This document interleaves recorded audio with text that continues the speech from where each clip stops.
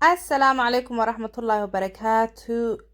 Dadka channelkayga ku xiran soo dhawaada mar labaad, mar saddexaad, mar afraad. Waa walaashin Rabaab Sabriye. Maanta xaggan waxaan iigu wadaa puff pastrygaas. Waxaad doontid aad gudaha ka gashan kartid. Adiga waad samaysan kartaa roodhigiisa, laakiin ani mid already diyaarsan baan samaystay. So sidaan u sameynaya ila daawada insha Allah.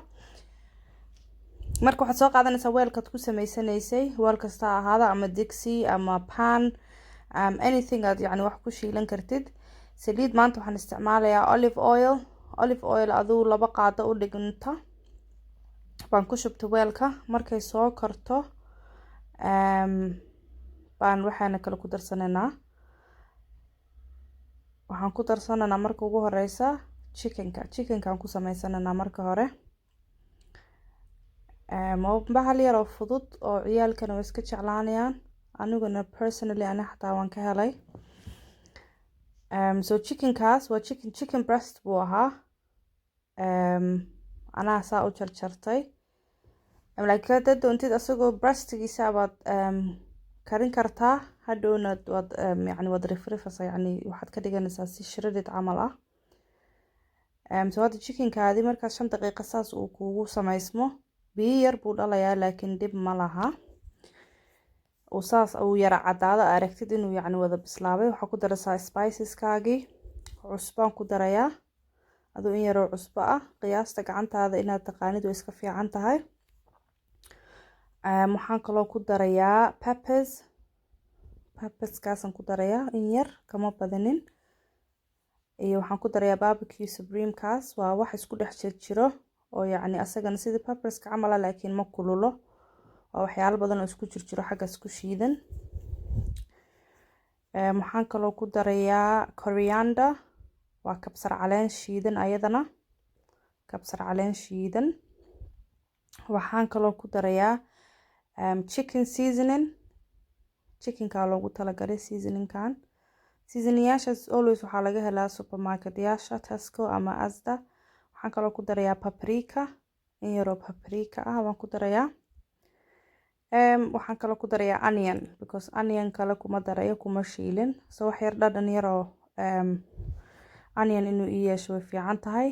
iyo huruud turmeric, waa huruud.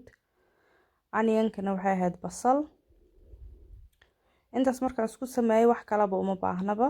intaas markaan isku samaysid kalar fiican buu kuu noqonayaa. saasaad iskugu dhex walaaqaysaa soo chickenka dhan u gaaro spiceska, si fiican isku dhex gaarsii. saas iskugu dhex walaaq, isku dhex qas, isku dhex maxaa la oran jiraa hadba saad u taqaanid. wakaa chickenkaygii waa ready, wax kale kuma sameynayo. asaga dhanba wuxuu qaatay 5 daqiiqo wax ka yar, adoo 4 daqiiqo 5 daqiiqo u qaatay. marka wakaa chickenkaygii waa ready. waxaan soo qaatay mindidaas iyo focus fargeeto, waxaan sameynayaa marka waxaan saan u sameynayo, farahaaga hadda doonto waa ku samaysan kartaa markuu kuu qaboobo, laakiin waxaan rabaa inuu ii noqdo shredded chicken camal, yani uu sidaan iga yaryaraado. I hope inaad fahmaysin waxaan ka wado. so siduu size-ku yahay ma rabo, waxaan rabaa inuu yani saas u yaryaraado, kasii yaryaraado. haddaad doonto saas waa kasii yaryareyn kartaa, haddaad rabtidna sidiisaa ku daysan kartaa. weel baan ku shubtay, gees baan dhiganayaa. isla digsigii baa haddana saliid yar oo yani 1 qaado u dhiganta ku shubanayaa. waxaan ku darsanayaa 3 xabo oo basal ah, basasha cas. marka spices iyo wax kale kuma darayo basashan. digsigaas wixii salkiisa uu chickenka uga baxay baa ku filan. spices kale ama cusbo kale ama wax kale uma baahna. so just waxaad doonaysaa inaad ku shiilatid, and then hadana maxaa la dhihi jiray ka saaratid. marka saasaad ugu shiilanaysaa adu muddo like 1 daqiiqo camal ah ama 2 daqiiqo. waad maanta dhan saasaad u yani hadba u gadgadinaysaa suu hal dhinac un kaaga gubanin.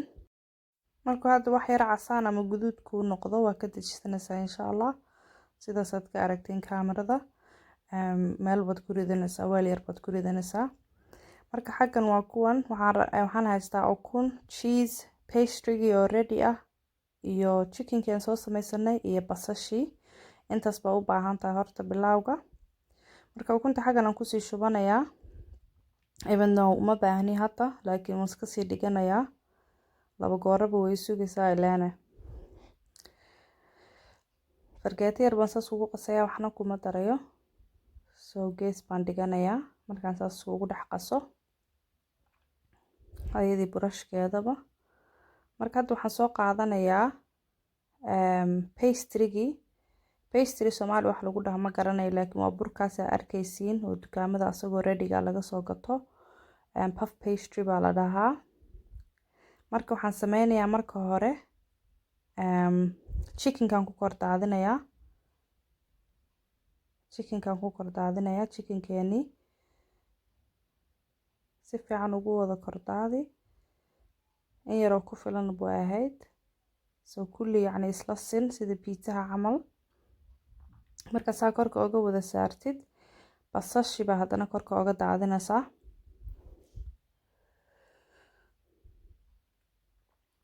basashi marka hadda saa korka oga daadisid, basashana ayadana way ku filnayd. 3 xabo yaryar oo ahayd, 2 medium mid yar. wakaa cheese-kaagi frozen weeye kan, laakiin any cheese, any shredded cheese haddaad doontid mid adigu korka oga xoqdid waa ku darsan kartaa. soo cheese-ka waa hadda korka saas uga sameynayaa, oga daadinayaa. wakaa soo hadda waxaan sameyneynaa, waan duubayaa. anigu mistake baan sameeyey, asagoo caadi frozenka markuu saas uga soo baxo inaan hore ka sameeyay ahayd, laakiin dhowr daqiiqo banaanka iga yaalo, wuu iga yara jilcay, laakiin dhib ma laha. soo waad isku duubasaa geeskaas saas. hadda bacda wuu ku yara dhagay markuu jilcay, laakiin markuu adag yahay uu frozenka yahay bacda ma qabsanayo, caadi buu kuugu waxaysmayaa. even jaritaankiisa hadda wuu yara dhibay, laakiin dhib ma laha. soo hadda waxaad soo qaadanaysaa ukuntaadii meesha kuugu qasnayd, korkaad ka marmarinaysaa. ukuntii marka saa korka uga wada mariyey, ovenka baan gelinayaa 25 to 30 daqiiqo, 25 daqiiqo ilaa 30 daqiiqo. saasuu kusoo baxay. Thank you for watching.